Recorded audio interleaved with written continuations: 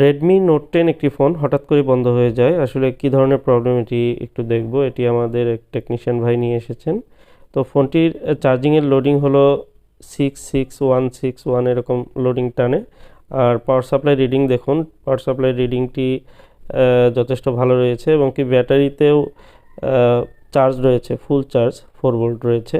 তো আমি এটি সরাসরি প্রসেসর রিবোলিং করব, কারণ এ ধরনের ফোনগুলোতে কোয়ালকম স্ন্যাপড্রাগন ফোনগুলোতে কিন্তু প্রসেসরের প্রবলেমগুলো হয়ে থাকে। আর এটি এক্সপেরিমেন্ট করার জন্য আমাকে প্রথমেই প্রসেসরটি রিমুভ করে রিবোলিং করতে হবে, এরপর আমি দেখব ফোনটির প্রবলেমটি সলভ হয় কিনা। তো সঙ্গেই থাকুন। দেখুন আমি স্টিলের শেলটি কাটিং না করেই কিন্তু প্রসেসরটি রিমুভ করে নিলাম এবং খুবই সুন্দরভাবে প্রসেসরটি ক্লিন করে এরপর সেটি রিবোলিং করে তারপর ইনস্টল করে দেখব। এ ধরনের ডেড ফোনের ক্ষেত্রে অনেকে আছেন যে পাওয়ারের স্টিলটি খুলে পাওয়ারের সেক্টরটি অথবা পাওয়ার আইসিটি একটু হিট করেন অথবা রিপ্লেস করেন। এ ধরনের কাজগুলো না করে আপনি যদি প্রসেসর রিবোলিং করতে পারেন, আপনার যদি সেই দক্ষতা থাকে, তাহলে অবশ্যই এই ফোনগুলোর ক্ষেত্রে প্রসেসর রিবোলিংটি করা উচিত। আর যেহেতু প্রসেসর রিবোলিং একটি ক্রিটিক্যাল কাজ, আর এই কাজগুলো করতে গিয়ে কিন্তু অনেক ফোনগুলো ডেড হয়, সেক্ষেত্রে অবশ্যই এই বিষয়ে যদি আপনার অভিজ্ঞতা না থাকে, অবশ্যই এই বিষয়ে কাজ না করাটাই ভালো। তবে এই ফোনগুলোর ক্ষেত্রে যেহেতু প্রসেসরের প্রবলেম হচ্ছে, সেহেতু এটি অবশ্যই অ্যাডভান্স লেভেলের কোনো টেকনিশিয়ান যারা এই কাজগুলো করছেন তাদেরকে দিয়ে করানো উচিত। তো আপনার রেডমি নোট 10 ফোনটি যদি হঠাৎ করে বন্ধ হয়ে যায়, অথবা অনেক ফোন আছে যেটি এমআই লোগোতে এসে আটকে থাকে, ফার্স্ট লোগো অথবা সেকেন্ড লোগোতে আটকে থাকে, কোনো ফোনের ক্যামেরা অথবা সাউন্ডের প্রবলেম হয়ে থাকে, সেই ফোনগুলোতে কিন্তু এই প্রবলেমটি প্রসেসর থেকেই হচ্ছে। অনেকের ফোনগুলো আছে যেগুলো ওয়াইফাই প্রবলেম এবং সিম প্রবলেম হয়ে থাকে।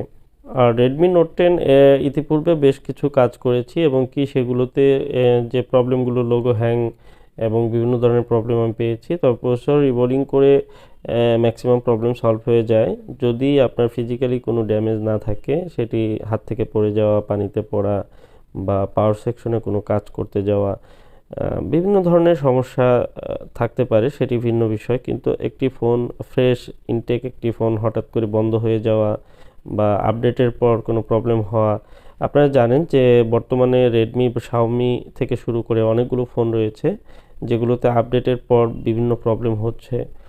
সেক্ষেত্রে এখানে যে সফটওয়্যার অপটিমাইজেশন, সেটি করতে গিয়ে ফোনের যে হার্ডওয়্যার লোডটি, সেটি কিন্তু ওভারলোড হওয়ার কারণে এই প্রবলেমগুলো হচ্ছে।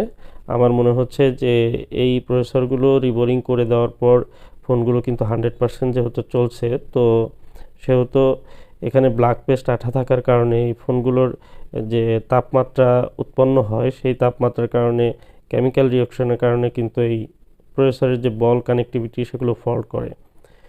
তো ইতিপূর্বে আমি অনেকগুলো প্রসেসর রিবোলিং করেছি। আপনারা দেখুন একদম নিখুঁত একটি রিবোলিং এবং কি নিখুঁতভাবে মাদারবোর্ড ক্লিন করা হয়েছে এবং কি এই প্রসেসরটি ইনস্টল করার পর এই মাদারবোর্ডটিতে আসলে তেমন কোনো পরিবর্তন হবে না এবং কি দেখে বোঝারও কোনো উপায় নেই যে এই প্রসেসরটি রিবোলিং করা হয়েছে বা প্রসেসরটিতে কাজ করা হয়েছে।